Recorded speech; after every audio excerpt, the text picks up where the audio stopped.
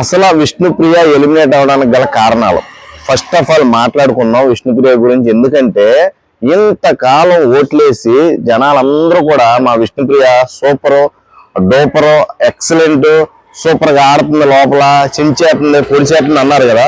అసలు ఈ రోజు ఎలిమినేట్ అవడానికి గల కారణం ఏంటో తెలుసా? ఫస్ట్ నుంచి కూడా ఆ అమ్మాయికి చాలా మంది, ఆ నాగార్జున గారు కూడా సజెషన్ ఇచ్చాడు, విష్ణుప్రియ నీ ఆట ఎక్కడ పెట్టావు బయటికి తీయి, నీ గ్రహాల చుట్టూరు తిరగమాకు, నీ ఆట చుట్టూరు తిరుగు, నీకు ఉపయోగం ఉంటుంది, నేను జనాలు బాగా లైక్ చేస్తున్నారు, నీకు బాగా ఓట్లు వేస్తున్నారు, నువ్వు జాగ్రత్తగా ఒళ్ళు దగ్గర పెట్టుకుని ఆడితే నువ్వు చాలా సెక్యూర్ గా ఉంటావు హౌస్ లో అని చాలాసార్లు హింట్లు ఇచ్చారు. ఎక్స్ హౌస్ మేట్స్ వచ్చి నామినేషన్ చేసి మరి హింట్ ఇచ్చారు. తర్వాత లాస్ట్ లో వచ్చిన ఎక్స్ హౌస్ మేట్ శ్రీముఖి కూడా దగ్గర కూర్చోబెట్టుకొని ఒక తల్లిలా చెప్పింది, నీకు ఒరే నువ్వు జరిగేది ఇలాగా బయటికి ఇలా పోర్ట్రేట్ అవుతుంది, పృథ్వీ వల్ల నువ్వు చాలా బ్యాడ్ అవుతున్నావు అని చెప్పినా కూడా నువ్వు మారలా. ఇక ఆఖరికి పృథ్వీ ఎలిమినేట్ బయటికి వెళ్ళిపోయాడు.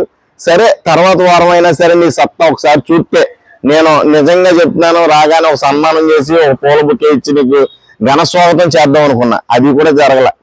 ఈ రోజు బయటకు వచ్చేదాకా కూడా నువ్వు పృథ్వీ వెళ్ళిపోకముందేమో పృథ్వీ ఉన్నాడని పృథ్వీ చుట్టూరు తిరిగి ఆడావు, అలాగే వెళ్ళిపోయిన తర్వాత పృథ్వీ వెళ్ళిపోయాడని బాధతో ఆడావు. ఈ బాధకి ఆ బంధుత్వానికి మధ్య నువ్వు నలిగిపోయావు అని చెప్పాలి. ఒక రకంగా నలిగిపోయి నీ ఆటను మొత్తం కప్పెట్టేసావు, పడుకోబెట్టేసావు. నీకున్న ఫిజికల్ స్ట్రెంత్ కి నువ్వు ఆడితే సింగంలాగా ఆడేదాన్ని. రోహిణి అసలు ఎందుకు పనిచేయదు నీ ముందు.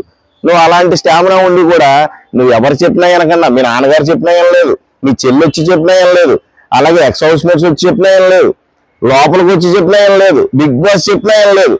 నువ్వు ఇంకెందుకు చెప్పు, జనాల దృష్టిలో బ్లాస్ట్ అయిపోయింది. ఇంకా మనం ఎంతలా సపోర్ట్ చేస్తున్నా కానీ ఈవిడ మట్టికి ఇనే కోణంలో అయితే మనకు ఎక్కడ కనిపించట్లేదు.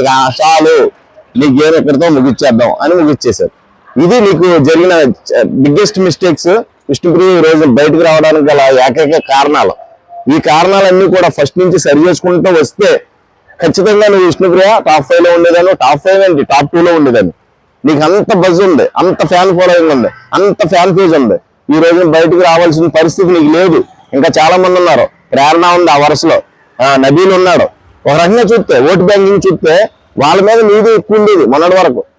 ఈ 2-3 వీక్స్ లోనే నీకు తగ్గింది. అంటే నువ్వు ఇంకా మారట్లేదు, ఎప్పటికీ ఆడట్లేదు, మాకు అవసరమా ఇంకా అని చేతులు ఎత్తేసారు.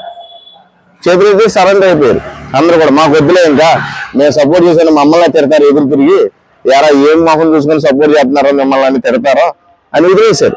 వదిలేసి ఆ ఓట్లన్నీ కూడా గౌతమ్కి, నిఖిల్కి అండ్ ప్రేరణకి, నబిల్కి కొట్టేశారు.